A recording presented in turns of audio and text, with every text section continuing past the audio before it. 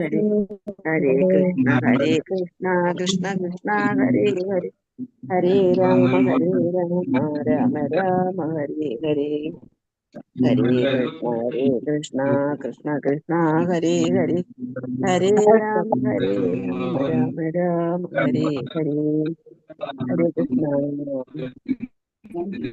ഓം നമോ ഭഗവതേ വാസുദേവായ. ഓം അജ്ഞാനതിമിരാന്തസ്യ ജ്ഞാനാഞ്ജനശലാകയാ ചക്ഷുരുന്മീലിതം യേന തസ്മൈ ശ്രീ ഗുരവേ നമോ. ഹേ കൃഷ്ണ കരുണാ സിന്ധോ ദീനബന്ധോ ജഗത്പതേ ഗോപേശ ഗോപികാകാന്ത രാധാകാന്ത നമോസ്തുതേ. തപ്തകാഞ്ചന ഗൗരാംഗീ രാധേ വൃന്ദാവനേശ്വരി വൃഷഭാനുസുതേ ദേവി പ്രണമാമി ഹരിപ്രിയേ. നമോ വിഷ്ണുപാദായ കൃഷ്ണപ്രേഷ്ഠായ ഭൂതലേ ശ്രീമതേ ഭക്തിവേദാന്ത സ്വാമിനിധി നാമിനെ. നമസ്തേ സാരസ്വതേ ദേവേ ഗൗരവാണി പ്രചാരിണേ നിർവിശേഷ ശൂന്യവാദി പാശ്ചാത്യദേശതാരിണി. ജയ ശ്രീകൃഷ്ണ ചൈതന്യ പ്രഭു നിത്യാനന്ദ ശ്രീ അദ്വൈത ഗദാധര ശ്രീവാസാദി ഗൗരഭക്തവൃന്ദ. ഹരേ കൃഷ്ണ കൃഷ്ണ കൃഷ്ണ ഹരേ ഹരേ ഹരേ രാമ രാമ രാമ ഹരേ ഹരേ. ഹരേ കൃഷ്ണ കൃഷ്ണ കൃഷ്ണ ഹരേ ഹരേ ഹരേ രാമ രാമ രാമ ഹരേ ഹരേ. ശ്രീ ശ്രീ രാധാ ഗോവിന്ദ് की जय. श्रील प्रभुपाद की जय. गुरु महाराज. हरे कृष्ण माताजी. हाँ हरे कृष्णा. हरे कृष्णा माताजी. प्रणाम माताजी. हरे कृष्णा. പ്രണാമം. ഹരേ കൃഷ്ണ. ഹരേ കൃഷ്ണ. ഇസ്കോൺ മാംഗ്ലൂരുവിൽ നിന്നുള്ള ഭഗവത്ഗീത പഠനത്തിന്റെ പകുതി ഭാഗം കഴിഞ്ഞു അല്ലെ. 18 ദിവസത്തെ അധ്യയനം, അതിലെ 9 ദിവസം കഴിഞ്ഞ് നമ്മൾ 10ാമത്തെ ദിവസത്തിലേക്ക് വന്നിരിക്കുന്നു. എല്ലാവർക്കും സ്വാഗതം, എല്ലാവർക്കും പ്രണാമം. माताजी. ഹരേ കൃഷ്ണ.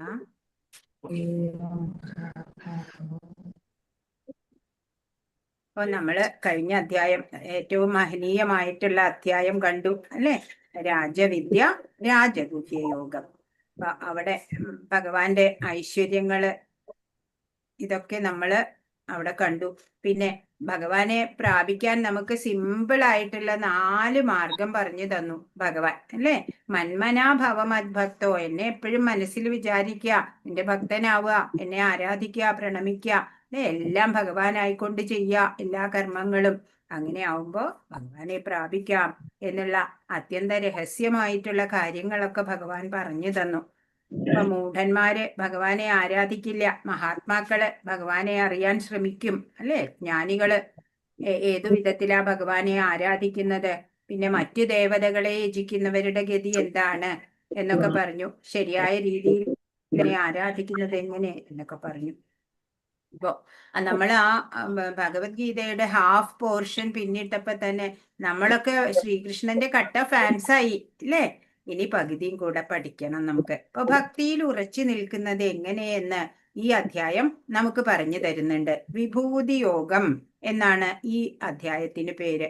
വിഭൂതി എന്ന് പറഞ്ഞാല് ഐശ്വര്യം എന്നും ശക്തി, ഭഗവാന്റെ ശക്തി വിശേഷങ്ങള് എന്നും പറയാം. ഭഗവാന് 6 ഐശ്വര്യങ്ങൾ പരിപൂർണമായിട്ടുള്ള ആളാണ് ഭഗവാൻ.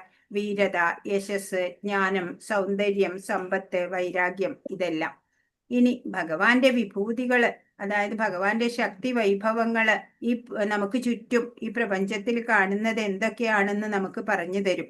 ഇപ്പൊ എല്ലാ സമയവും ഭഗവാനെ എങ്ങനെ ചിന്തിക്കാം?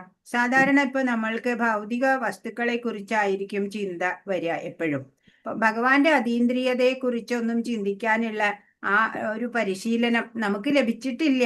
അതുകൊണ്ടാ ഇപ്പൊ ഇവിടെ ഈ അധ്യായത്തില് ഭൗതിക വസ്തുക്കളിലും ഭഗവാന്റെ ശക്തി അല്ലെങ്കിൽ ഭഗവാന്റെ പ്രാതിനിധ്യം നമുക്ക് കാണാൻ സാധിക്കും. അങ്ങനെ ഭൗതിക ചിന്തകളെ നമുക്ക് ഭഗവത് ചിന്തകളാക്കിയിട്ട് മാറ്റാൻ സാധിക്കും. ഭഗവാന്റെ പ്രധാന വിഭൂതികളെയൊക്കെ ഇവിടെ പറഞ്ഞു തരുന്നുണ്ട്. അങ്ങനെ അതുവഴി നമുക്ക് ഭഗവാനെ സദാ ഓർക്കാൻ സാധിക്കണം. ഭഗവാന്റെ വിഭൂതികള് അറിയും തോറും നമുക്ക് ആനന്ദം കൂടും, ആശ്ചര്യം തോന്നും, കൃഷ്ണ ഭക്തനാണ് എന്നതിൽ അഭിമാനം തോന്നും അല്ലെ. നമ്മുടെ ഉള്ളിലും ആ കൃഷ്ണന്റെ അംശം തന്നെയാണ് അല്ലേ. അപ്പൊ ശ്രേഷ്ഠ ചിന്തകൾ ഉണ്ടാവട്ടെ, ആധ്യാത്മിക പുരോഗതി ഉണ്ടാവട്ടെ എല്ലാവർക്കും. പ്രപഞ്ചത്തിലെ ഓരോ വസ്തുക്കളും ആരാധന ചെയ്തിട്ട് ഭഗവാനിലേക്ക് അനന്യ ഭക്തിയോടെ ചേരാൻ കഴിയട്ടെ. ഹരേ കൃഷ്ണ, ഹരേ കൃഷ്ണ.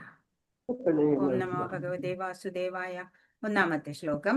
ശ്രീ ഭഗവാനുവാച ഭൂയ ഏവ മഹാബാഹോ ശൃണു മേ പരമം വച യത്തേഹം പ്രീയമാണായ വക്ഷ്യാമി ഹിതകാമ്യയാ. പരമദിവ്യോത്തമ പുരുഷൻ അരുളി ചെയ്തു, കൈക്കരുത്തുള്ള അർജുന, നീ എന്റെ സുഹൃത്തായതുകൊണ്ട് നിന്റെ നന്മയ്ക്കായി ഇനിയും ഞാൻ ജ്ഞാനം ഉപദേശിക്കാം, കേൾക്കൂ. ഇത് ഞാൻ നേരത്തെ ഉപദേശിച്ചതിലും ഉത്തമമായ ജ്ഞാനമാണ്. അപ്പൊ രഹസ്യതമമായത് വരെ വെളിപ്പെടുത്തി പിന്നീട് പറയാണ്, ഇനിയും നീ എന്റെ സുഹൃത്തല്ലേ, അതുകൊണ്ട് നിനക്ക് ഞാൻ ഇനിയും ഉത്തമമായിട്ടുള്ള അറിവ് കേൾപ്പിച്ചു തരാം എന്ന് ഭഗവാൻ പറയാണ്. ഇപ്പൊ ഭക്തനെ ഭഗവാനെ ഏറെ ഇഷ്ടാണ് അല്ലേ. അതിനാലെ പറയാ അർജുനനോട്, എന്നെ കുറിച്ചുള്ള കൂടുതൽ അറിവ് നിനക്ക് തരാം എന്ന്. പണ്ട് ഭഗവാൻ ശ്രീകൃഷ്ണൻ കുട്ടിയായിരുന്നപ്പോഴ് അവിടെ ഗോകുലത്തില് മണ്ണ് വാരി തിന്നു അല്ലെ. കൃഷ്ണനോട് വാ തുറക്കാൻ പറഞ്ഞപ്പോഴ് പൂർണ്ണ പ്രപഞ്ചമാണ് വായിൽ കാണുന്നത്. അപ്പൊ അന്നേ അറിയാം കൊച്ചു കണ്ണന്റെ അത്ഭുതങ്ങളൊക്കെ അല്ലെ. ആ കൃഷ്ണനാണ് ഇപ്പൊ പറയുന്നത് അർജുനനോട്. രണ്ടുപേരും സമപ്രായക്കാരാ, അത്ര വയസ്സിൽ വ്യത്യാസമൊന്നുമില്ല. പിന്നെ ഇവിടെ കൊടുത്തിരിക്കുന്ന ചിത്രം ഉണ്ടല്ലോ, ഇത് ശ്രീകൃഷ്ണൻ ഇവിടെ വിശ്രമിക്കുന്നതാ. അപ്പോ യുദ്ധമൊക്കെ തീരുമാനമായി, യുദ്ധം നടത്താം എന്ന് തന്നെ തീരുമാനം. അങ്ങനെ ദുര്യോധനൻ കൃഷ്ണനെ കാണാൻ വന്നു. അപ്പോ ഇവിടെ ഇട്ടിരുന്ന തലയുടെ അവിടെ ഇട്ടിരുന്ന ചെയറില് ദുര്യോധനൻ ഇരുന്നു. അതിനുശേഷം അർജുനൻ വന്നു. അർജുനൻ അവിടെ ഭഗവാന്റെ കാൽക്കല് നിലത്തിരുന്നു. അപ്പോ ഭഗവാൻ ഒരു കണ്ടീഷൻ വെച്ചു, യുദ്ധത്തിന് എന്റെ എല്ലാ സഹായവും ഉണ്ടാവും. ഒരു വശത്ത് ഞാൻ ആയുധമെടുക്കാതെ നിൽക്കാം, മറുവശത്ത് എന്റെ സുസജ്ജമായിട്ടുള്ള നാരായണീ സേന തരാം എന്ന് പറഞ്ഞു. അർജുനൻ ആദ്യം പറഞ്ഞോളൂ, ഏതാ വേണ്ടത് ചോദിച്ചു. അപ്പോഴ് ദുര്യോധനന് ഭയമായി, ഇനി അർജുനൻ എങ്ങാനും സേന വേണമെന്ന് പറയോ എന്ന് പേടിച്ചു. അപ്പോഴോ അർജുനൻ പറഞ്ഞു, എനിക്ക് കൃഷ്ണൻ കൂടെ ഉണ്ടായാ മതി എന്ന് പറഞ്ഞു. അപ്പൊ ദുര്യോധനന് ഹാവൂ സമാധാനായി. ഇത്ര ഒരു ആയുധം എടുക്കാതെ ഇപ്പൊ ഒരാള് വരുന്നതിനേക്കാൾ എത്രയും നല്ലതാ അല്ലെ, ഇത്രയും സേനാ സന്നാഹങ്ങള് ഒരുമിച്ച് കിട്ടണത് എന്ന് പറഞ്ഞ് ദുര്യോധനൻ സന്തോഷിച്ചിട്ട് രണ്ടുപേരും അങ്ങനെ മടങ്ങിപ്പോകുന്ന സന്ദർഭമാണ്. രണ്ടാമത്തെ ശ്ലോകം. നമേ വിദുസുരഗണ പ്രഭവം ന മഹർഷയ അഹമാതിർഹി ദേവാനാം മഹർഷീണാം ച സർവശ. എന്റെ ഉത്പത്തി, വിഭൂതി എന്നിവയെ പറ്റി ദേവന്മാർക്കോ ഋഷികൾക്കോ അറിഞ്ഞുകൂടാ. ഏതു വിധത്തിലും അവരുടെ എല്ലാം ഉത്ഭവസ്ഥാനം ഞാനാണ്. അപ്പൊ ആർക്കു പോലും ഭഗവാന്റെ കാര്യങ്ങളൊന്നും അറിഞ്ഞുകൂടാ. ദേവന്മാർക്കോ ഋഷികൾക്കോ പോലും ഭഗവാന്റെ ആവിർഭാവത്തെ കുറിച്ചോ ഐശ്വര്യങ്ങളെ ശക്തികളെ കുറിച്ചോ അറിഞ്ഞുകൂടാന്ന്. എന്താ കാരണം? അവരുടെയും കൂടെ ഉത്ഭവസ്ഥാനം ഭഗവാൻ തന്നെയാണ്, കൃഷ്ണൻ തന്നെയാണ്. അപ്പൊ ഇതൊരു ചോദ്യത്തിന്റെ ഉത്തരം അല്ലേ. ദേവന്മാർക്കോ ഋഷികൾക്കോ പോലും ഭഗവാനെ അറിയാൻ വയ്യ. എല്ലാവരുടെയും ഉത്ഭവസ്ഥാനം ഭഗവാനായത് കൊണ്ടാണ്. ഇപ്പൊ ഇവിടുത്തെ പിക്ചർ നോക്കൂ. ഇവിടെ ദേവകി ദേവി ഗർഭിണിയായിട്ട് ഇരിക്കുന്നു. അപ്പോ ഗർഭസ്ഥ ശിശു ആരാണ്? ശ്രീകൃഷ്ണനാണ് ഗർഭത്തിലുള്ളത്. അപ്പോഴ് ഭഗവാനെ ഒരു നോക്ക് കാണാനായിട്ട് എല്ലാ ദേവന്മാരും ഇവിടെ സന്നിഹിതരായിരിക്കുകയാണ് അല്ലെ. ഭഗവാന്റെ ദർശനം അത്ര എളുപ്പമല്ല. അപ്പോള് എല്ലാ ദേവന്മാരും ഇവിടെ സന്നിഹിതരായിട്ട് നിൽക്കുകയാണ്. ഭഗവാന്റെ അവതാരം ഭഗവാനെ കാണാന്. എന്റെ ആവിർഭാവത്തെ പറ്റി ദേവന്മാരോ മഹർഷിമാരോ അറിയുന്നില്ല എന്ന് ഭഗവാൻ പറയാണ്. മാംസചക്ഷുസ് കൊണ്ട് നമുക്ക് ഭഗവാന്റെ ദിവ്യത്വം ഒന്നും അതീന്ദ്രിയത്വം ഒന്നും കാണാൻ സാധിക്കില്ല, അനുഭവിക്കാനും. ദേവന്മാരുടെയും മഹർഷീശ്വരന്മാരുടെയും തലത്തിലെത്തിയവർക്ക് പോലും സാധിക്കുന്നില്ല മനസ്സിലാക്കാൻ. അപ്പോഴും പിന്നെ നമ്മളുടെ കാര്യം പറയാനുണ്ടോ? ഭഗവാൻ എല്ലാത്തിൻ്റെയും ആദി കാരണമാണ്.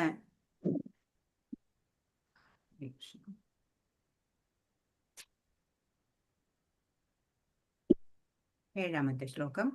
ഏതാം വിഭൂതിം യോഗം ച മമ യോ വേത്തി തത്വത സോ വികൽപേന യോഗേന യുജ്യതേനാത്ര സംശയ. എന്റെ വിഭൂതികളും യോഗശക്തിയും എന്തെന്ന് ശരിയായി ബോധ്യപ്പെട്ടവർ കലർപ്പില്ലാത്ത ഭക്തിയുത സേവനത്തിൽ മുഴുകുന്നു. ഇതിന് യാതൊരു സംശയവുമില്ല. ഭഗവാന്റെ വിഭൂതികളെ പറ്റിയിട്ടും യോഗശക്തിയെ കുറിച്ചൊക്കെ ശരിയായിട്ട് ബോധ്യം ഉണ്ടാവണം. അങ്ങനെയുള്ളവര് എന്താ ചെയ്യാ? കലർപ്പില്ലാത്ത ഭക്തിയുത സേവനത്തിൽ മുഴുകുന്നു.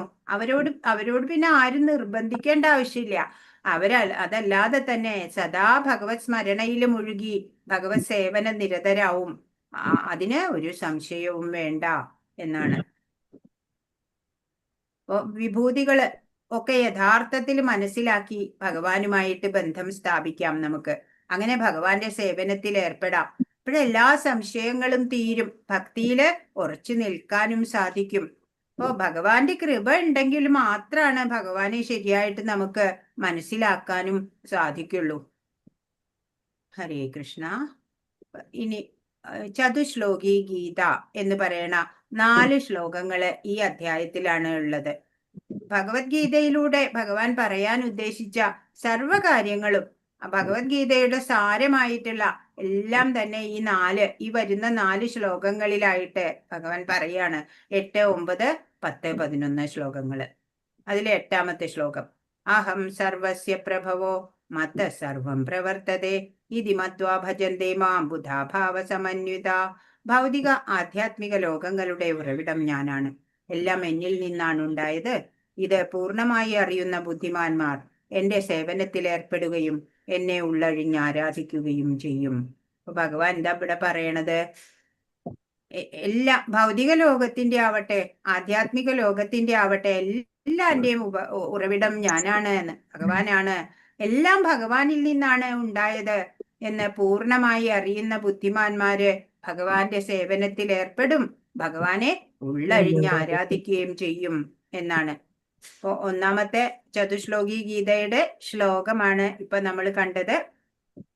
ഹരേ കൃഷ്ണ. ഇനി രണ്ടാമത്തെ അല്ല. നാരായണാത് ബ്രഹ്മാ ജായതേ നാരായണാത് പ്രജാപതി പ്രജായതേ നാരായണാദിന്ദ്രോ ജായതേ നാരായണാത്വഷ്ടൗ വസവോ ജായന്തേ നാരായണാദ്വേകാദശ രൂദ്രാ ജായന്തേ നാരായണാദ്വാദശാദിത്യാ. അപ്പോ നാരായണനിൽ നിന്നാണ് എല്ലാം ഉണ്ടാവണേ എന്ന് പറഞ്ഞു തരികയാണ്.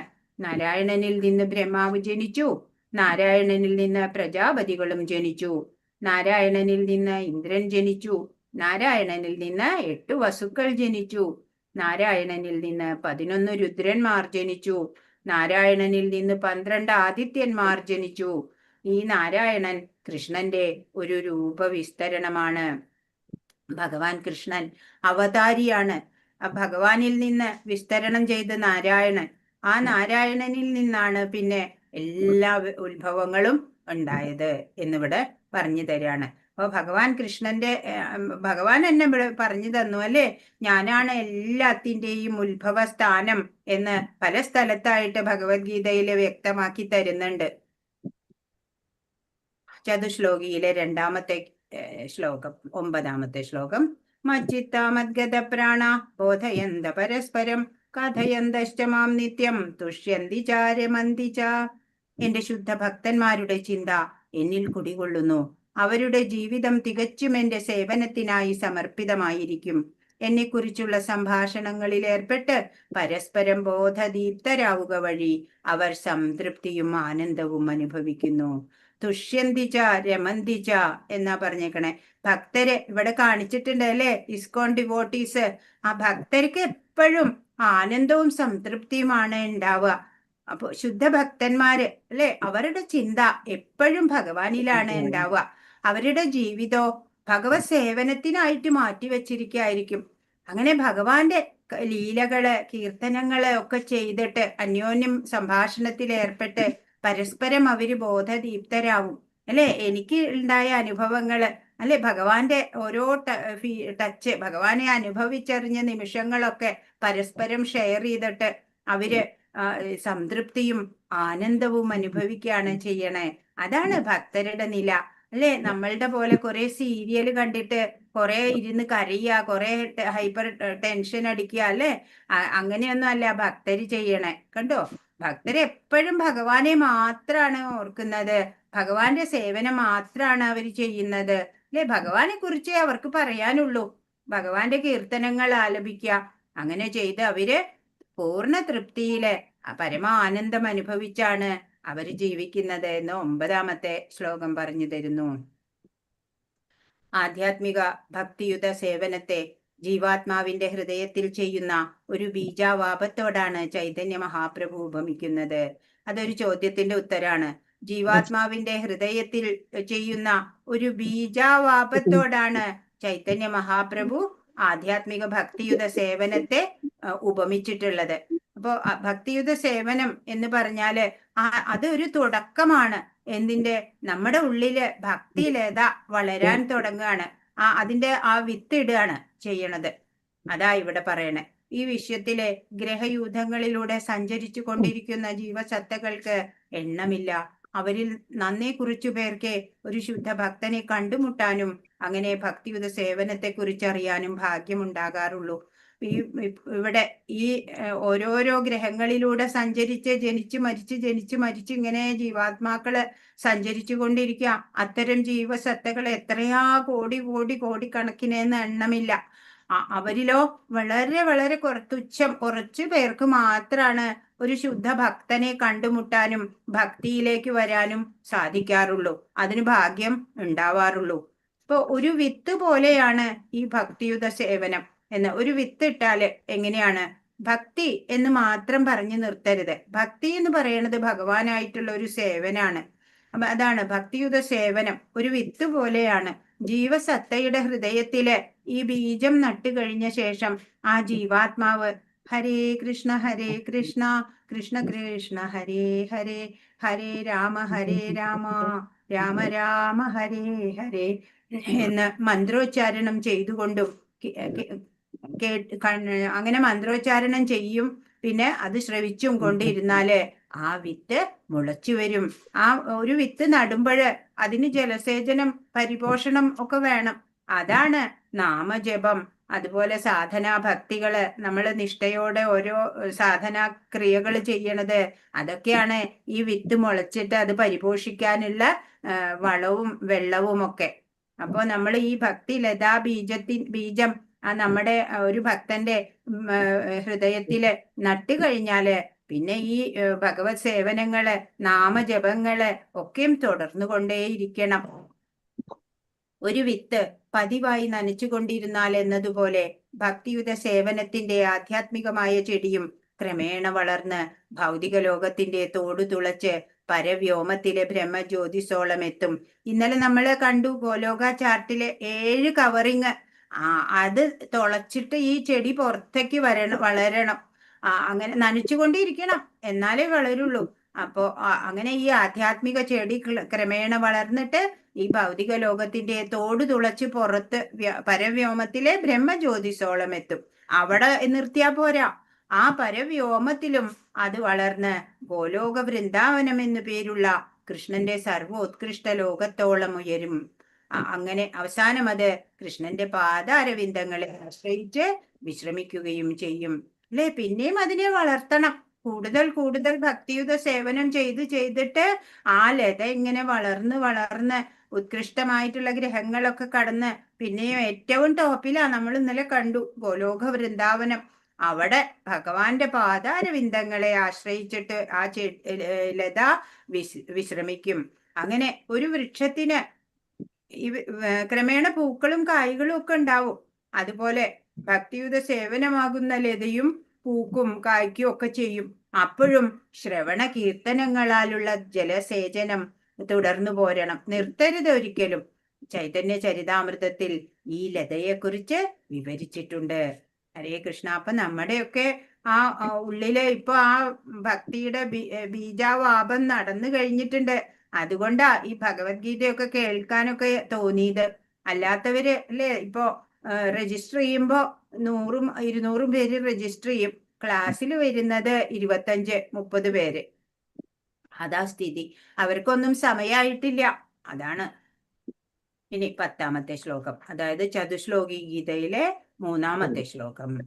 തേഷാം സതതയുക്താനാം ഭജതാം പ്രീതിപൂർവകം ദദാമി ബുദ്ധിയോഗം തം യേന മാമുപയാന്തി തേ. പ്രേമഭക്തിയോടെ എന്നെ സദാ ആരാധിക്കുന്നവർക്ക് എന്നെ പ്രാപിക്കാനുതകുന്ന ബുദ്ധിവിശേഷം ഞാൻ നൽകും.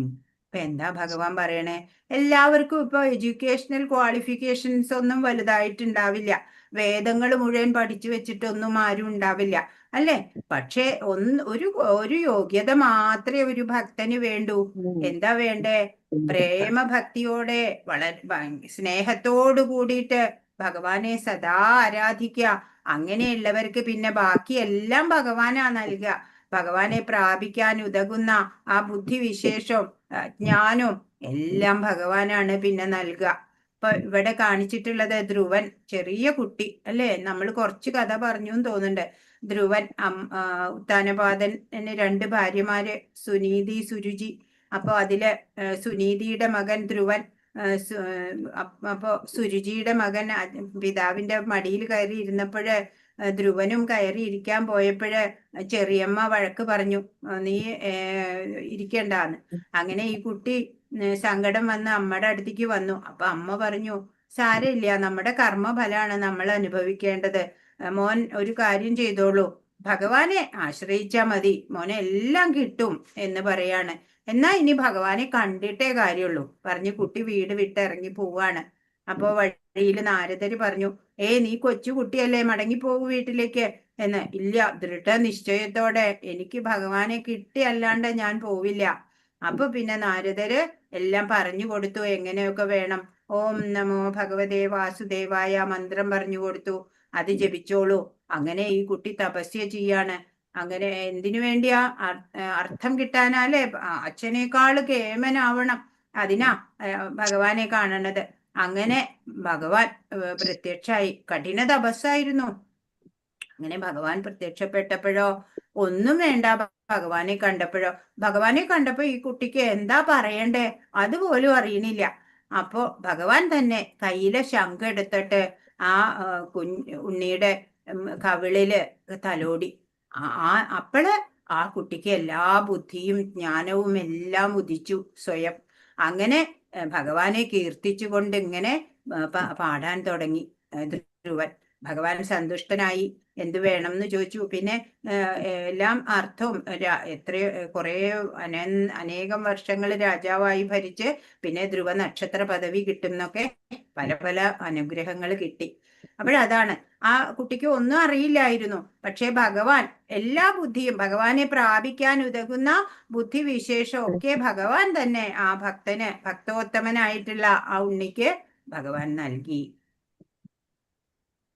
വിശ്വാസ്യനായൊരു ആധ്യാത്മിക ഗുരു ഉണ്ടായാലും ഒരു ആധ്യാത്മിക സംഘടനയിൽ ഉൾപ്പെട്ടാലും ശരി, മുന്നേറാൻ ഉതകുന്ന ബുദ്ധിശക്തി ഒരാൾക്കില്ലെങ്കിൽ അയാൾക്ക് കൃഷ്ണൻ അന്തര്യാമിയായിരുന്ന ഉപദേശങ്ങൾ നൽകുന്നു.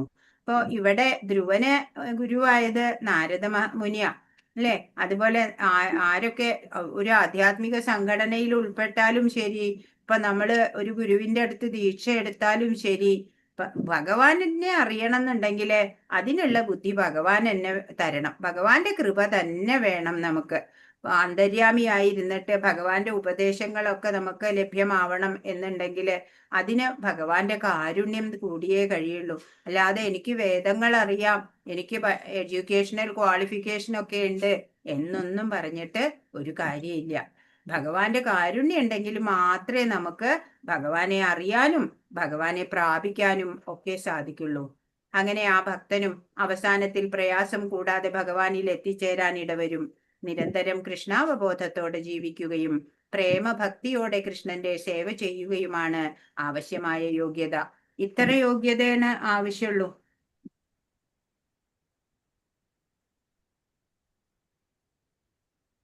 ഹരേ കൃഷ്ണ. അപ്പോ ഭഗവാന്റെ സേവ ചെയ്യുക, അത് മാത്രാണ് നമുക്ക് യോഗ്യതയായിട്ടുള്ളൂ. ഭഗവാനെ ഭക്തിയോടെ ക്ലാസ്സിലാണ് മുത്തച്ഛൻ. ഹരേ കൃഷ്ണ. അത് പ്രേമപൂർവമാവുകയും വേണം. ആത്മസാക്ഷാത്കാരത്തിന്റെ മാർഗത്തിൽ മുന്നോട്ടു പോകാൻ തക്ക ബുദ്ധിശക്തി ഇല്ലെങ്കിലും ഭക്തിപൂർവമായ ഭഗവത് സേവനത്തിൽ നിർവ്യാജം ഏർപ്പെട്ടുകൊണ്ടിരുന്നാൽ അയാൾക്ക് പുരോഗതിക്കും ഭഗവത് സന്നിധി പോകുന്നതിനുമുള്ള അവസരം കൃഷ്ണൻ നൽകിക്കൊള്ളും. ഇപ്പൊ നമ്മൾ എന്തേ വേണ്ടൂ? ഭക്തിയോട് കൂടിയിട്ട് അല്ലെ, അനന്യ ഭക്തിയോടെ ഭഗവാന് വേണ്ടിയിട്ട് സേവനങ്ങൾ അനുഷ്ഠിക്കുക മാത്രം നമ്മൾ ചെയ്താൽ മതി. അപ്പോഴും നമുക്ക് ആത്മസാക്ഷാത്കാരത്തിലേക്ക് എത്താം. അല്ലാതെ കൂടുതൽ ജ്ഞാനം നേടാനുള്ള ബുദ്ധി ഇല്ലെങ്കിലും കുഴപ്പമില്ല. ഭക്തിപൂർവം ഭഗവത് സേവനത്തില് എപ്പോഴും ഏർപ്പെട്ടുകൊണ്ടിരിക്കുക. ഭഗവാനെ ഒരിക്കലും മറന്നു പോകാതിരിക്കുക. അതിന് തക്ക തരത്തിലുള്ള വിഭൂതികളെ കുറിച്ചാണ് ഇപ്പോ ഈ അധ്യായത്തിൽ നമ്മൾ കാണാൻ പോകുന്നത്. ഇപ്പോ അങ്ങനെ എല്ലാത്തിനുള്ള അവസരം നമുക്ക് പരിപൂർണതയില് അല്ലെങ്കിൽ ഈ ജീവിതം സഫലമാക്കാനുള്ള എല്ലാ അവസരവും ഭഗവാൻ തന്നെ നമുക്ക് നൽകും. 11ാമത്തെ ശ്ലോകം. തേഷാമേവാനുകമ്പാർത്ഥം അഹമജ്ഞാനജം തമ നാശയാമ്യാത്മഭാവസ്ഥോ ജ്ഞാനദീപേന ഭാസ്വത. അവരിൽ സവിശേഷ അനുകമ്പയോടെ ഞാൻ ഹൃദയസ്ഥനായിട്ട് ജ്ഞാനദീപം കൊണ്ട് അവരുടെ അജ്ഞാനജന്യമായ തമസിനെ അകറ്റുന്നു. അപ്പൊ ഭഗവാൻ എന്താ ഇവിടെ പറയണത്? ഇപ്പൊ ആ ശുദ്ധഭക്തര് എപ്പോഴും ഭഗവാനെ സ്മരിച്ചുകൊണ്ട് ഭഗവത് സേവനത്തിൽ ഏർപ്പെടുന്ന ഭക്തരുണ്ടല്ലോ, അവരുടെ ഉള്ളില് അവരുടെ ഹൃദയസ്ഥനായിട്ട് ഭഗവാൻ എന്ത് ചെയ്യും? ജ്ഞാനദീപം കൊണ്ട് അവരുടെ അജ്ഞാനമായിട്ടുള്ള തമസിനെ അകറ്റും. ഇപ്പൊ സൂര്യൻ ഉദിച്ചാല് അന്ധകാരം മാറുന്ന പോലെ അല്ലെ, ജ്ഞാനമാകുന്ന ദീപം പ്രകാശിക്കുമ്പോഴ് അവരുടെ ഉള്ളിലത്തെ അജ്ഞാനം എന്നുള്ള ഇരുട്ടൊക്കെ മാറിപ്പോവും. അതൊക്കെ ഭഗവാൻ മാറ്റിത്തരും. അല്ലാതെ നമ്മൾ വേറെ കൂടുതൽ വലിയ കോളേജിൽ പോയിട്ട് പഠിക്കാനൊന്നും നിൽക്കണ്ട, വേദിക്ക് ലിറ്ററേച്ചർ ഒന്നും ഇരുന്ന് പഠിക്കാൻ നിൽക്കണ്ട. ഭഗവാനില് മാത്രം ആഗ്രഹം വെച്ചുകൊണ്ട് ഭഗവത് സേവന നിരതരാവുക. ഒരു നിമിഷം പോലും ഭഗവാനെ മറക്കാതിരിക്കുക. അങ്ങനെ ചെയ്താൽ മാത്രം മതി. അങ്ങനെയുള്ള ഭക്തന്റെ ഹൃദയത്തിൽ ഭഗവാൻ ഇരുന്നു കൊണ്ട് ജ്ഞാനദീപത്താലെ അവരുടെ അജ്ഞാനമെല്ലാം അകറ്റിക്കൊടുക്കും എന്നാണ്. അപ്പൊ ഇവിടത്തെ മുകളിലത്തെ പിക്ചർ നോക്കൂ. ഇത് പരീക്ഷിത് മഹാരാജാവിന് ശ്രീശുക ബ്രഹ്മർഷി ഭാഗവതം പറഞ്ഞു കൊടുക്കുന്നതാ. നമുക്ക് ഈ കഥയൊക്കെ അറിയാം. ഭാഗവതത്തിന്റെ തുടക്കത്തിൽ ഉള്ള സന്ദർഭമാണ്. ഇപ്പൊ പരീക്ഷിത് മഹാരാജാവിന് 7 ദിവസത്തിനകം സർപ്പഭ്രംശമേറ്റിട്ട് മരണം എന്ന് വരം കിട്ടി അല്ലെ. ശാപം കിട്ടി, വരല്ല, ശാപം കിട്ടിയപ്പോള് അദ്ദേഹം ഇങ്ങനെ ഗംഗാ തടത്തിൽ പ്രായോപവേശം ചെയ്യാൻ പോയി. അവിടെ ചെന്നിട്ട് അദ്ദേഹം മുനിമാരോടൊക്കെ ചോദിക്കുകയാണ്, ഈ 7 ദിവസം മാത്രമാണ് എനിക്കിനി ആയുസുള്ളൂ. അതിനിടയ്ക്ക് ഈ ശ്രേയസിനായിട്ട് എനിക്ക് ചെയ്യാൻ കഴിയുന്നത് എന്താണ് എന്ന് പറഞ്ഞു തരൂ എന്ന് പറയാണ്.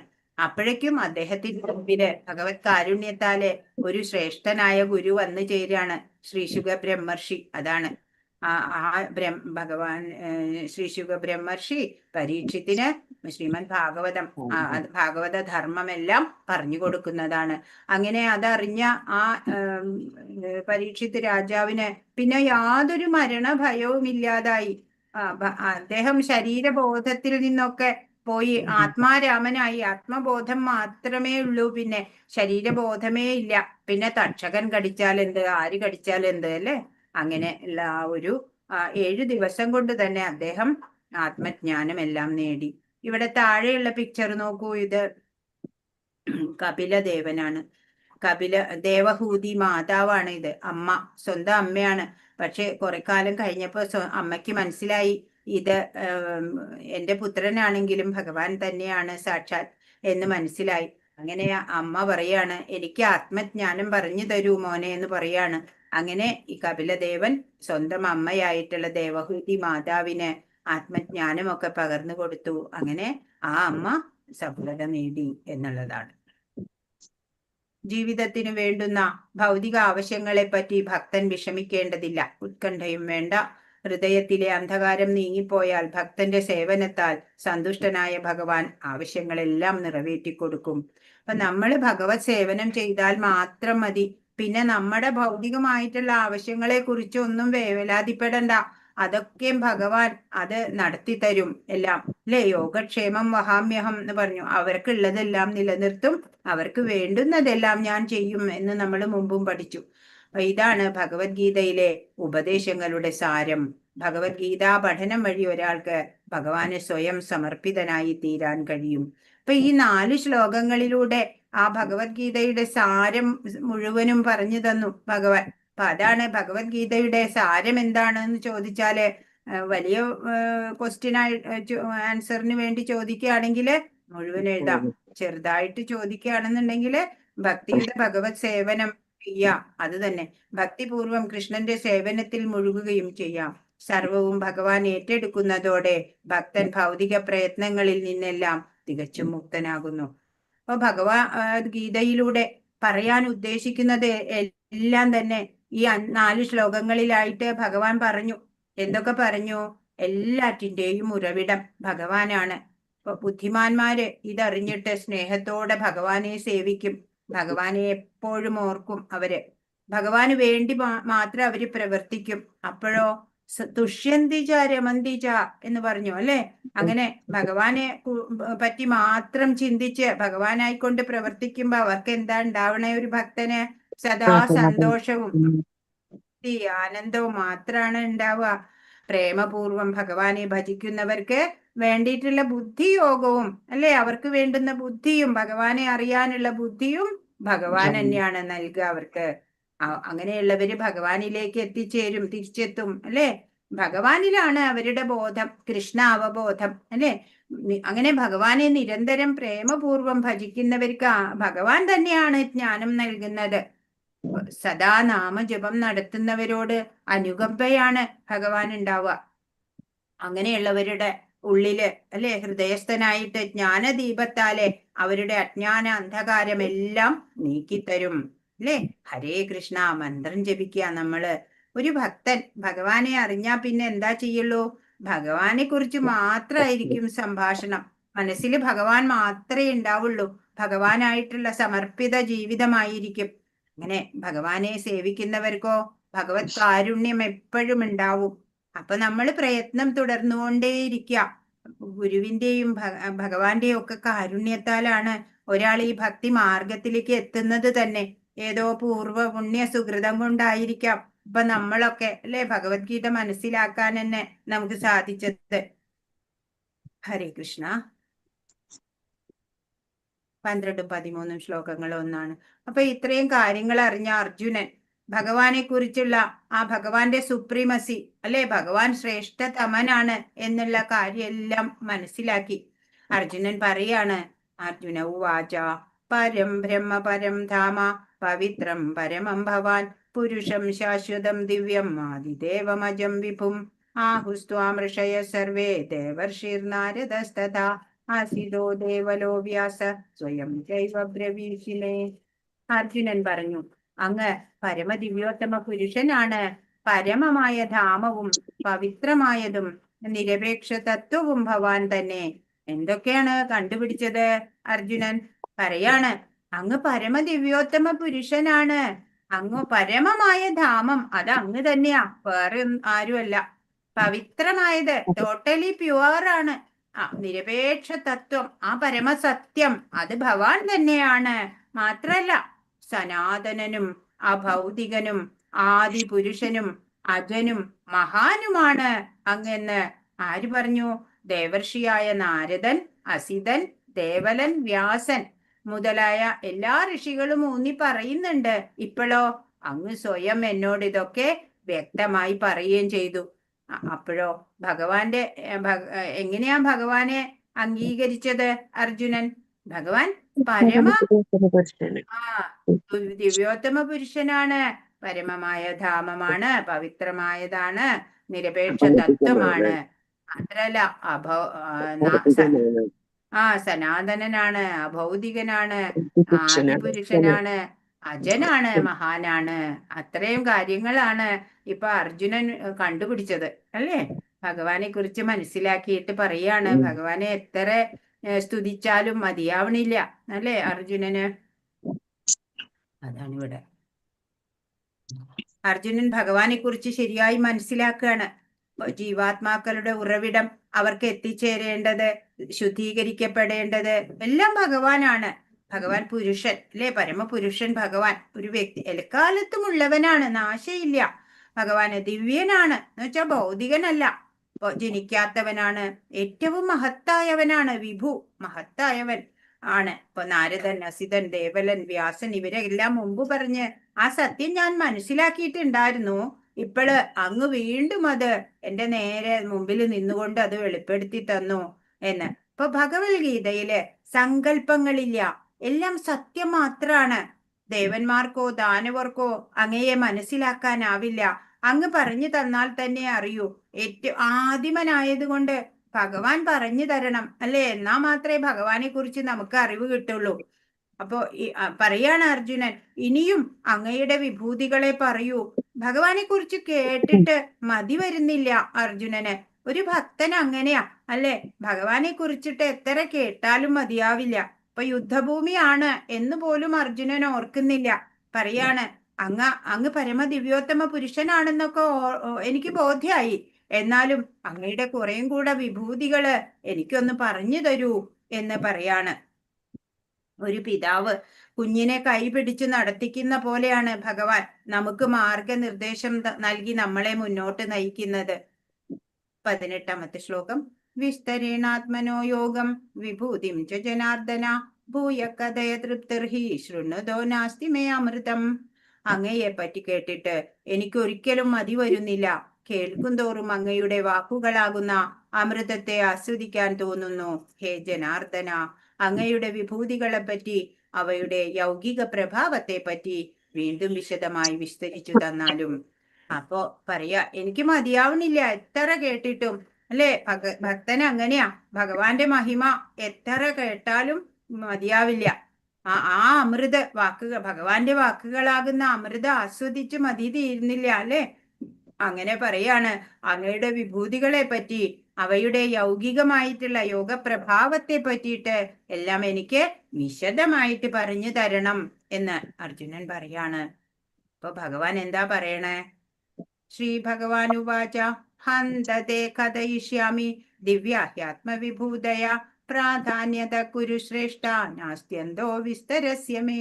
ശ്രീ ഭഗവാൻ പറഞ്ഞു, അർജുന, ഭാസുരങ്ങളായ എന്റെ വിഭൂതികളെ പറ്റി ഞാൻ ഇനി പറഞ്ഞു തരാം.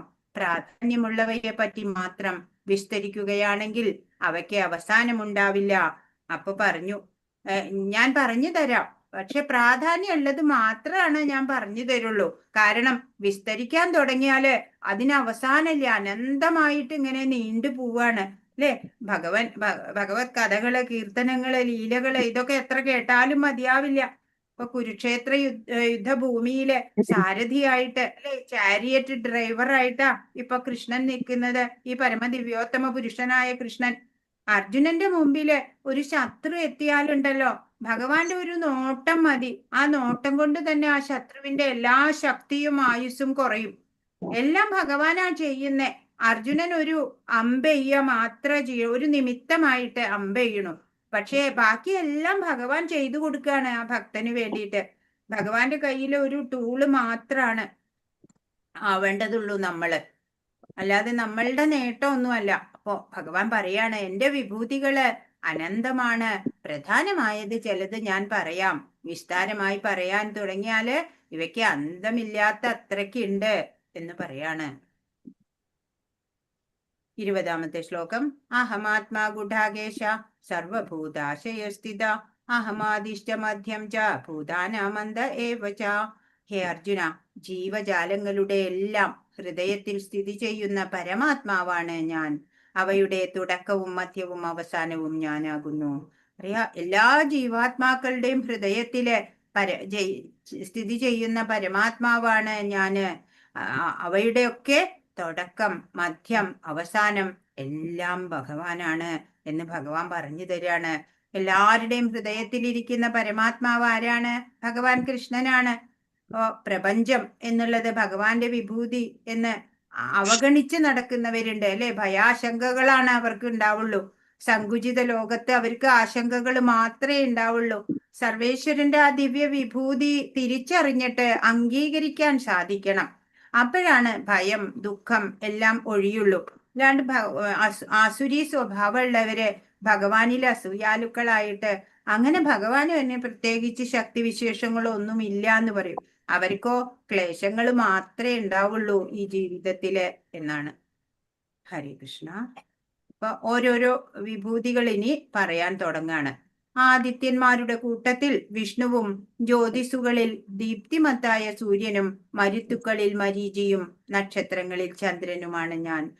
ആദിത്യൻ 12 ആദിത്യന്മാരുണ്ട്. അതില് വിഷ്ണു എന്നുള്ള ആദിത്യൻ ഭഗവാനാണ്. ജ്യോതിസുകളില് ഏറ്റവും ഉജ്ജ്വലമായവയില് ദീപ്തിമത്തായ സൂര്യനാണ് ഭഗവാൻ. മരുത്തുക്കള് എന്ന് പറഞ്ഞ കാറ്റാണ്. അതില് മരീചിയാണ് ഭഗവാൻ. നക്ഷത്രങ്ങളിൽ ചന്ദ്രൻ. ചന്ദ്രനെ നക്ഷത്ര വകുപ്പിലാ പെടുത്തിയിരിക്കണേ. അതിൽ ഏറ്റവും ഉജ്ജ്വലമായ ചന്ദ്രൻ ഭഗവാനാണ്. വേദങ്ങളിൽ സാമവേദവും, ദേവന്മാരിൽ ഇന്ദ്രനും, ഇന്ദ്രിയങ്ങളിൽ മനസ്സും, ജീവഗണങ്ങളിൽ ജീവചൈതന്യവും അതായത് അവബോധവുമാണ് ഞാൻ. പ്രജ്ഞ, ചേതന എന്നൊക്കെ പറയും അല്ലെ. ആ അവബോധം ഉണ്ടെങ്കിലാണ് ഈ ശരീരത്തിന് ചൈതന്യം ഉണ്ടാവുള്ളൂ. ആ ജീവാത്മാവ്, ആ ചൈതന്യം, ജീവചൈതന്യം അത് ഭഗവാനാണ്. ഇന്ദ്രിയങ്ങളിൽ മനസ്സ്, ദേവന്മാരിൽ ഇന്ദ്രൻ, വേദങ്ങളിൽ സാമവേദം എല്ലാം ഭഗവാനാണ്. അപ്പൊ ഇവ ഓരോന്നും കാണുമ്പോഴും ഭഗവാനെ ഓർക്കാൻ കഴിയണം നമുക്ക്. രുദ്രന്മാരിൽ വെച്ച് ശിവനാണ് ഞാൻ. അപ്പോ ഏകാദശ രുദ്രന്മാരുണ്ട്, 11. അതില് ശങ്കരൻ ഭഗവാനാണ്. യക്ഷരാക്ഷസരിൽ കുബേരൻ ഭഗവാനാണ്. വസുക്കളിൽ അഗ്നിയും, പർവ്വതങ്ങളിൽ മേരുവുമാണ്. മേരുപർവ്വതം രത്നങ്ങളാൽ മൂടപ്പെട്ടതാ അല്ലെ. ഹേ അർജുന, പുരോഹിതന്മാരിൽ പ്രധാനിയായ ബൃഹസ്പതി അല്ലെ, ദേവഗുരുവാണ് ബൃഹസ്പതി, ഭഗവാനാണ്.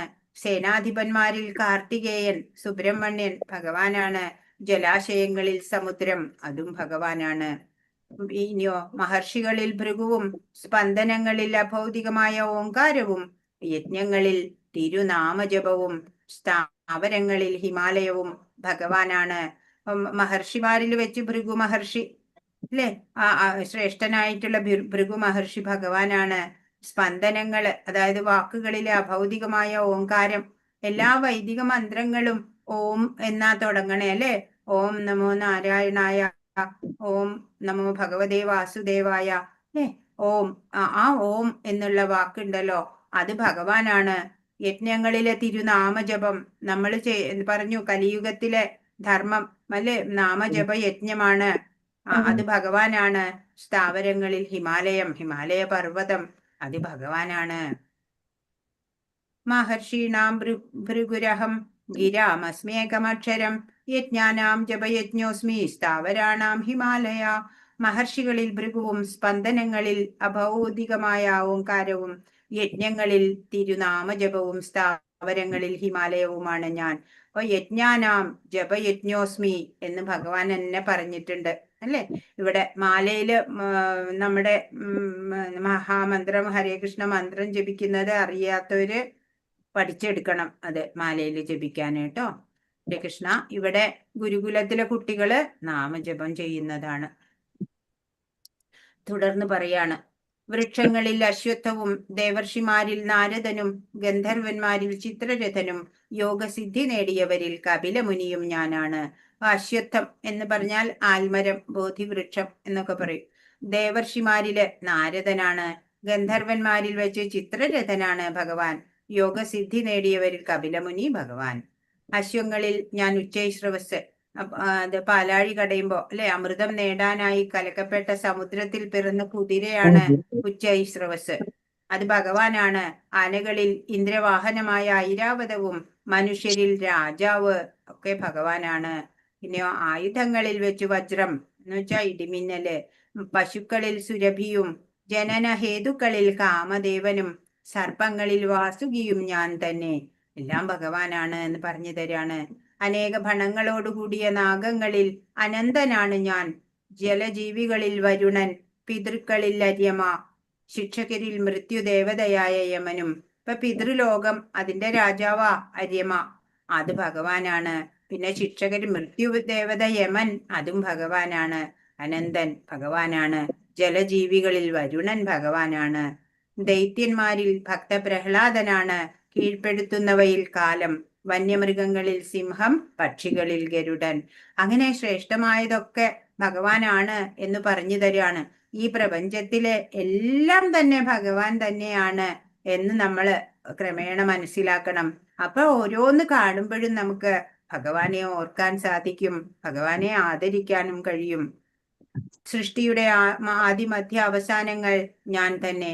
സൃഷ്ടിയുടെ തുടക്കവും ഒടുക്കവും മധ്യവും എല്ലാം ഭഗവാനാണ്. ശാസ്ത്രങ്ങളില് അധ്യാത്മശാസ്ത്രം ഭഗവാനാണ്. തർക്കശാസ്ത്രങ്ങളില് നിർണയ സത്യം ഭഗവാനാണ്. അക്ഷരങ്ങളിൽ ആകാരം ഭഗവാനാണ്. ആകാരമില്ലാതെ ഒരു വേർഡും നിലനിൽക്കണില്ല. സമാസങ്ങളിൽ ദ്വന്ദ്വ സമാസമാണ്. അനവസാനമായ കാലം. സൃഷ്ടികർത്താക്കളിൽ ബ്രഹ്മാവ് ഭഗവാനാണ്. ബ്രഹ്മാവ് ആരാണ്? ഭഗവാൻ തന്നെയാണ്. സർവസംഹാരിയായ മരണവും ഭാവിയുടെ ഉത്ഭവസ്ഥാനവും ഭഗവാനാണ്. പിന്നെയോ സ്ത്രീകളില് യശസ്, ഭാഗ്യം, സുന്ദരഭാഷണം, ഓർമ്മശക്തി, ബുദ്ധി, സ്ഥൈര്യം, ക്ഷമ എന്നിവയും ഞാനാണ്. സ്ത്രീകള്, യശസ്വികളായ സ്ത്രീകള്, ഭാഗ്യമുള്ള സ്ത്രീകള്, അല്ലെ, സുന്ദര ഭാഷണമുള്ള സ്ത്രീകളെ ഒക്കെ കാണുമ്പോ അതൊക്കെയും ഭഗവത് ശക്തിയാണ് എന്നറിയണം. ഓർമ്മശക്തി, ബുദ്ധി, സ്ഥിരത, ക്ഷമ ഒക്കെയുള്ള സ്ത്രീകള്, അല്ലെ, ദൈവീകതയുണ്ട് അവർക്ക്, ഭഗവാന്റെ ശക്തി വൈഭവമുണ്ട്. സാമവേദ സൂക്തങ്ങളിൽ ബൃഹൽ സാമവും, ഛന്ദസ്സുകളിൽ വെച്ച് ഗായത്രി മന്ത്രവും, മാസങ്ങളിൽ മാർഗശീർഷവും. മാർഗശീർഷ മാസം എന്ന് പറഞ്ഞാൽ നവംബർ ഡിസംബർ മാസങ്ങളാണ്. ഋതുക്കളിൽ വസന്തവും ഞാനാകുന്നു. ഇതൊക്കെയും ഇനിയുമുണ്ട്. ഹരേ കൃഷ്ണ. വഞ്ചകരുടെ ചൂതുകളിയും. വഞ്ചകരുടെ ചൂതുകളി ഭഗവാനാന്നാ പറയണേ. ഭഗവാനെ തോൽപ്പിക്കാൻ ആർക്കും പറ്റില്ല. ഭഗവാൻ ചോരാഗ്രഗണ്യനാ, അല്ലെ. ഇപ്പോ തേജസ്വികളുടെ തേജസ്സും ഞാനാകുന്നു. ജയവും സതുദ്യമവും ശക്തരുടെ കരുത്തും ഞാൻ തന്നെ. വൃഷ്ണികുലത്തിൽ വാസുദേവനും, പാണ്ഡവരിൽ അർജുനനും, മുനികളിൽ വ്യാസനും, ചിന്തകരിൽ ഉശനാകവിയുമാണ് ഞാൻ. അപ്പൊ വൃഷ്ണികുലത്തില് വാർഷ്ണേയ എന്ന് കൃഷ്ണനെ വിളിക്കും ഭഗവാൻ. പാണ്ഡവരിൽ അർജുനൻ ഭഗവാനാണ്. മുനികളിൽ വ്യാസൻ ഭഗവാനാണ്. ചിന്തകര് എന്ന് പറഞ്ഞ അതില് ഉശന കവി പറഞ്ഞാല് ശുക്രാചാര്യരാണ്. ഈ അസുര ഗുരുവായിട്ടുള്ള ശുക്രാചാര്യരാ പറയണേ. പിന്നെ നിയമരാഹിത്യങ്ങളെ അടിച്ചമർത്തുന്ന പദ്ധതികളിൽ ദണ്ഡം ഞാനാണ്. പിന്നെ വിജയം കാക്ഷിക്കുന്നവരുടെ നീതി എന്നിവയും, ഗോപ്യങ്ങളിൽ മൗനവും, ജ്ഞാനികളുടെ ജ്ഞാനവും ഭഗവാനാണ്. അല്ലയോ അർജുന, സർവഭൂതങ്ങളുടെയും ആദി ബീജമാണ് ഞാൻ. ബീജപ്രദ പിത എന്ന് പറഞ്ഞിട്ട് എല്ലാത്തിനും ബീജം പ്രദാനം ചെയ്തത്, ആദി ബീജമായിട്ടുള്ളത് ഭഗവാനാണ്. ഭഗവാനെ കൂടാതെ ചരാചരങ്ങളിലൊന്നിനും നിലനിൽപ്പില്ല. ഇപ്പൊ ഇത്രയൊക്കെ പറഞ്ഞു, അല്ലെ. ഇതൊക്കെ വെറും ഒരു സൂചന. അതാണ് ഇവിടെ 40. നാന്തോസ്തി മമ ദിവ്യാനാം വിഭൂതീനാം പരം തപ ഏഷതു ദേശത പ്രോക്തോ വിഭൂതേർ വിസ്തരോ മയാ. ശത്രുക്കളെ ജയിക്കുന്നവനെ പരന്തപ എന്ന് പറഞ്ഞ എന്റെ ദിവ്യ വിഭൂതികൾക്ക് അവസാനമില്ല. ഞാൻ പറഞ്ഞതാകട്ടെ എന്റെ അനന്തമായ വിഭൂതികളുടെ ഒരു സൂചന മാത്രമാണ്. ഭഗവാന്റെ വിഭൂതികൾക്ക് അവസാനമില്ല, അല്ലെ. അതിന്റെ ഒരു സൂചനയായിട്ടാണ് ഇത്രയും പറഞ്ഞത്, അല്ലെ. അപ്പോ ഓരോന്നും കാണുമ്പോൾ നമുക്ക് ഭഗവാനെ ഓർക്കാൻ സാധിക്കണം. 41 ശ്ലോകം. യദ് യദ് വിഭൂതിമത് സത്വം ശ്രീമദൂർജിതമേവ വാ തത്തദേവാവഗച്ഛത്വം മമ തേജോംശ സംഭവം. വിഭൂതിമത്തും സുന്ദരവും തേജസ്സുറ്റതുമായ ഏതൊരു സൃഷ്ടിയും എന്റെ തേജസ്സിന്റെ ഒരു കണികയിൽ നിന്ന് ഉത്ഭവിച്ചത് തന്നെ എന്ന് മനസ്സിലാക്കുക. ഇപ്പൊ നമ്മള് ഈ കാണുന്നുണ്ട്, അല്ലെ, മയിലിനെ കണ്ടാൽ നല്ല കൗതുകമുണ്ട്, അല്ലെ. ഇപ്പൊ നല്ല കളർഫുൾ ആയിട്ടുള്ള ബേർഡ്സ് ഒക്കെ ഉണ്ട്, ഫ്ലവേഴ്സ് ഒക്കെ. ഓരോന്നും കാണുമ്പോ സുന്ദരമായതും വിഭൂതിമത്തായതും തേജസ്സുറ്റതുമായിട്ടുള്ള ഏതൊരു സൃഷ്ടി കാണുമ്പോഴും അതൊക്കെ ഭഗവാന്റെ തേജസ്സിന്റെ ഒരു കണികയിൽ നിന്നുണ്ടായതാണ് എന്ന് നമ്മൾ മനസ്സിലാക്കണം. അപ്പോഴൊക്കെയും നമുക്ക് ഭഗവാനെ ഓർക്കാൻ സാധിക്കണം, അല്ലെ. ഭഗവാന്റെ ആ ശക്തി വിശേഷം, അചിന്ത്യ ശക്തി, അല്ലെ, ആ അചിന്ത്യമായിട്ടുള്ള വിഭൂതികള് തേജസ് ഒക്കെയാണ് എന്ന് നമ്മൾ അറിയണം. സുന്ദര സൃഷ്ടികള്, ആകർഷകമായത് എന്തും, ശക്തിവിശേഷമുള്ളവ എന്തും എല്ലാം ഭഗവാന്റെ പ്രത്യേക ശക്തി തന്നെയാണ്.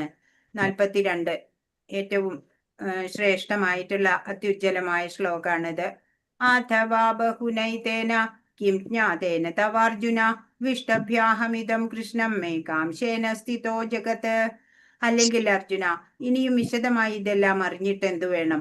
എന്റെ ചെറിയ ഒരു അംശം മാത്രമാണ് ഈ മഹാപ്രപഞ്ചത്തിൽ വ്യാപിച്ച് അതിനെ നിലനിർത്തുന്നത്. ഇപ്പൊ എന്താ ഭഗവാൻ പറയണത്? ഭഗവാന്റെ ഇനി ഞാൻ കൂടുതൽ പറയുന്നില്ല അർജുന എന്ന് പറയാണ്. പറഞ്ഞിട്ട് കാര്യമില്ല, നിനക്കിപ്പോ ഏതാണ്ട് ഒരു ഐഡിയ കിട്ടിയില്ലേ? അത് മതി.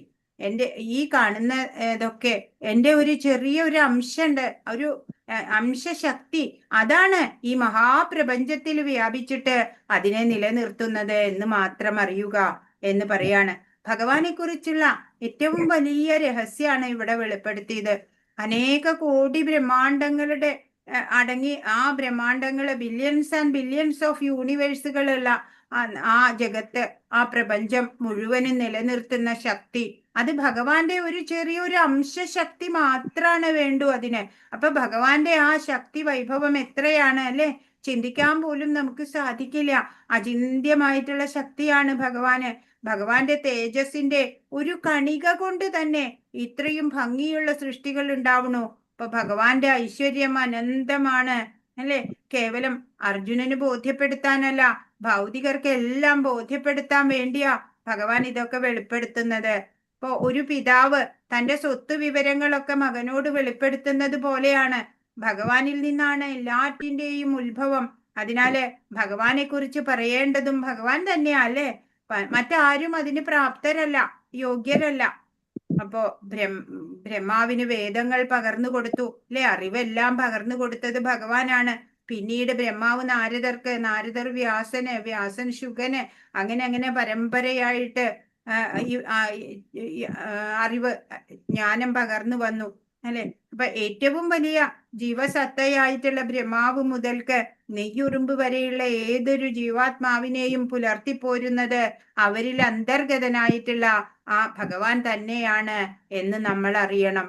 അപ്പോഴ ഭഗവാന്റെ ആ സുപ്രീമസി, ഭഗവാന്റെ സർവജ്ഞത്വം, ആ സർവേശ്വരത്വം നമുക്ക് കൃത്യമായിട്ട് ബോധ്യം വരണം. അതിനു വേണ്ടിയിട്ടാണ് കുറച്ചെങ്കിലും വിഭൂതികള് ഇവിടെ ഭഗവാൻ വിവരിച്ച് കാണിച്ചത്. ഹരേ കൃഷ്ണ കൃഷ്ണ കൃഷ്ണ ഹരേ ഹരേ, ഹരേ രാമ രാമ രാമ ഹരേ ഹരേ. വാഞ്ചാകൽപതരുഭ്യശ്ച കൃപാ സിന്ധുഭ്യേവ ച പതിതാനാം പാവനേഭ്യോ വൈഷ്ണവേഭ്യോ നമോ നമഃ. അനന്തകോടി വൈഷ്ണവ വൃന്ദ കി ജയ്, ശ്രീല പ്രഭുപാദ് കി ജയ്, ഗുരു മഹാരാജ് കി ജയ്. Hare Krishna. Next chapter life presentation ആണ്. ഒരു ലൈഫ് ഷോ കാണിക്കും അടുത്ത അധ്യായം. ഹരേ കൃഷ്ണ. ഇന്ന് പറഞ്ഞതിൽ എന്തെങ്കിലും സംശയം ഉണ്ടെങ്കിൽ ചോദിക്കൂ. ഹരേ കൃഷ്ണ. എന്തെങ്കിലും സംശയം ഉണ്ടോ? ഹരേ കൃഷ്ണ. ചോദിക്കൂ. ഒന്നാമത്തെ ക്വസ്റ്റ്യൻ തൊട്ട് വായിച്ചോളൂ. ഭഗവാന്റെ ഉത്പത്തിയെ കുറിച്ച് ആർക്കെല്ലാം അറിഞ്ഞുകൂടാ എന്നാണ് ഭഗവാൻ പറയുന്നത്. ഉത്തരം വായിക്കൂ. ആരാ എഴുതിയേ?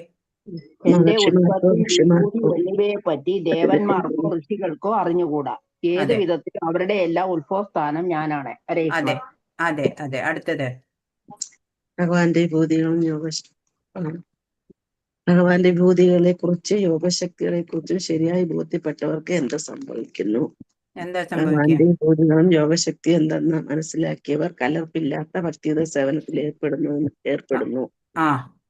എല്ലാവരും നോട്ട് ചെയ്യണില്ലേ? അടുത്തത് ചതുശ്ലോകി ഭഗവത്ഗീത. ഏതൊക്കെ ശ്ലോകങ്ങളാണ്? ഏതൊക്കെയാ? 8, 9, 10, 11. അതെ, 8 മുതൽ 11 വരെയുള്ള 4 അടുത്തത് ഭക്തിയുടെ സേവനത്തെ എന്തിനോട് ഉപമിച്ചിരിക്കുന്നത്? എന്തിനോടാ? ജീവാത്മാവിന്റെ സേവനം ഹൃദയത്തില് ചെയ്യുന്ന ബീജാവാപത്തോട് ചൈതന്യം അത് എഴുതിയില്ലേ എല്ലാവരും? ജീവാത്മാവിന്റെ ഹൃദയത്തിൽ ചെയ്ത ബീജാവാപത്തോടാണ് ഉപമിച്ചത്. അടുത്തത് ഭഗവത്ഗീത ഉപദേശങ്ങളുടെ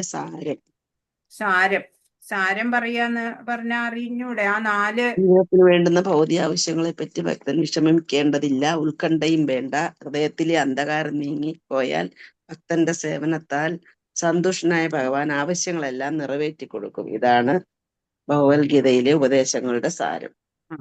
പിന്നെ വലുതാക്കിയിട്ടുള്ള ആൻസർ വേണമെന്നുണ്ടെന്നുണ്ടെങ്കിൽ എല്ലാം പറയാം. എല്ലാറ്റിന്റെയും ഉറവിടം ഭഗവാനാണ്. ബുദ്ധിമാന്മാർ ഇത് മനസ്സിലാക്കി ഭഗവത് സേവനം ചെയ്യും, ഭഗവാനെ എപ്പോഴും ഓർക്കും, അല്ലെ? അങ്ങനെ ചെയ്യുന്ന ഭക്തന് സന്തോഷം, ഏത് ആനന്ദം. ശ്ലോകത്തിന്റെ മാതാജി? അങ്ങനെ എഴുതണോ? ചതുശ്ലോകിയുടെ മുഴുവൻ എഴുതാം.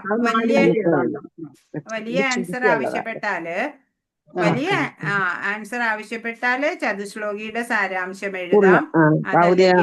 ലോകങ്ങളുടെ ഉറവിടം ഞാനാണ്. അതെല്ലാം എഴുതണം. അതെ അതെ എല്ലാം എന്നിൽ നിന്നാണ് ഉണ്ടായത്. അതെ.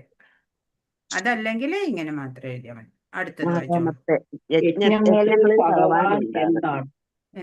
തിരുനാമജപം. അതെ. യജ്ഞങ്ങളിൽ ഭഗവാൻ അക്ഷങ്ങളിൽ ഭഗവാൻ ആരാണ്? ഉച്ചൈശ്രവം. അതെ. സൃഷ്ടികർത്താക്കളിൽ ഭഗവാൻ ആരെ പ്രതിനിധീകരിക്കുന്നു? ബ്രഹ്മാവ്. പിന്നെ ശ്ലോകം 41 എന്തിനെ കുറിച്ചാണ് പറയുന്നത്? വിഭൂതിമത്തും സുന്ദരവും തേജസ്സുറ്റതുമായ ഏതൊരു സൃഷ്ടിയും എന്റെ തേജസ്സിന്റെ ഒരു കണികയിൽ നിന്ന് ഉത്ഭവിച്ചത് തന്നെ എന്ന് മനസ്സിലാക്കുക. അതെ. അടുത്തത് ശ്ലോകം 41 എന്തിനെ കുറിച്ചാണ് പറയുന്നത്? അത് ശ്ലോകം 12 ഭഗവാനെ എങ്ങനെയാണ് 12 പറഞ്ഞതല്ലേ നമ്മള്? പരം ബ്രഹ്മ പരം ധാമ, അത് കൊറേ എഴുതിയില്ലേ നമ്മള്? അജനാണ്, പരമദിവ്യപുരുഷനാണ്, പരമായ ധാമമാണ്, അതെ. പരമായ നിരപേക്ഷ തത്വവും ഭഗവാൻ തന്നെ. സനാതനും ഭൗതികനും ആദിപുരുഷനും അജ്ഞനും മഹാനുമാണ് ഭഗവാൻ. അതന്നെ, അതെഴുതിയാ മതി. അടുത്തത് അത്രേ ഉള്ളൂ. 9 പറഞ്ഞോ? 9 ശ്ലോകം 41 പറഞ്ഞു. അപ്പൊ ഇത്രേ ഉള്ളൂ. ഇനി ഇന്നലത്തെ ഏതോ ബാക്കി ഉണ്ടെന്ന് പറഞ്ഞല്ലോ വസന്ത മാതാജി, അതൊന്ന് പറഞ്ഞു കൊടുക്കൂ. ഇന്നലത്തെ ഇതിന്റെ നാമത്തിന്റെയൊക്കെ അത് മറ്റേ 6ന്റെ അല്ലേ? 6ന്റെ അതൊന്ന് പറഞ്ഞു. ധ്യാനയോഗത്തിലെ പഞ്ചതത്വ മഹാമന്ത്രം എങ്ങനെയാണ് ചൊല്ലേണ്ടത്, മഹാമന്ത്രം ചൊല്ലുമ്പോൾ എന്തൊക്കെ ചെയ്യരുത്, നാമജപത്തിന്റെ ഗുണങ്ങൾ എന്തെല്ലാം, അത് നമ്മൾ എഴുതി. അതൊക്കെ മഹാമന്ത്രം ചൊല്ലുമ്പോൾ ഒരു ഭാഗം മാത്രം ചൊല്ലരുത്. മേരുമുത്തിൽ പിടിച്ചുകൊണ്ട് ഹരേ കൃഷ്ണ മഹാമന്ത്രം ചൊല്ലരുത്. ആദരവോടും ഭക്തിയോടെയും ചൊല്ലണം. മന്ത്രം ശ്രവിക്കുക, കേൾക്കാൻ ഉച്ചത്തിൽ ചൊല്ലുക, ശ്രവിക്കാൻ വേണ്ടി. പിന്നെ മന്ത്രം ചൊല്ലുമ്പോൾ മൊബൈൽ നോക്കരുത്, TV കാണരുത്, അശ്രദ്ധയോടെ ചൊല്ലരുത്. പിന്നെ അതുകൊണ്ടുള്ള ഗുണങ്ങള്: ഭൗതിക അടിമത്തത്തിൽ നിന്നും മുക്തനാവാൻ സാധിക്കും, സന്തോഷം ലഭിക്കുന്നു, ജ്ഞാനം ലഭിക്കുന്നു, എന്തുവാ പറയുന്നത്, യമന്മാരടുക്കത്തില്ല, അറിവുണ്ടാകുന്നു. അത്രയൊക്കെ ഉള്ളു. സന്തോഷം. തീർന്നു മാതാജി. അത്രേ ഉള്ളൂ. അപ്പൊ പെൻഡിങ് ഉണ്ടായിരുന്നതും തീർന്നു. അത്രേ ഉള്ളു മാതാജി. അപ്പൊ പിന്നെ അന്തരംഗ മാതാജി എത്തിയില്ലെന്ന് തോന്നുന്നു. അപ്പൊ മിനി മാതാജിയെ ഹോസ്റ്റ് ആക്കട്ടെ?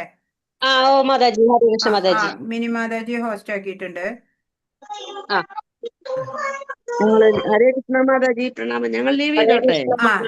ലീവ് ചെയ്തോളൂ. എല്ലാവർക്കും നന്ദി. എല്ലാവർക്കും നന്ദി കേട്ടോ. ഹരേ കൃഷ്ണ. എല്ലാവർക്കും മിനി മാതാജി ഹോസ്റ്റ് ആക്കിക്കോളൂ കേട്ടോ. മാതാജി തന്നെ. ഹരേ കൃഷ്ണ. മിനി മാതാജി ആക്കിയിട്ടുണ്ട് Mataji. Okay Mataji. Thank you Mataji. Hare Krishna. Hare Krishna Mataji. Hare Krishna. Hare Krishna.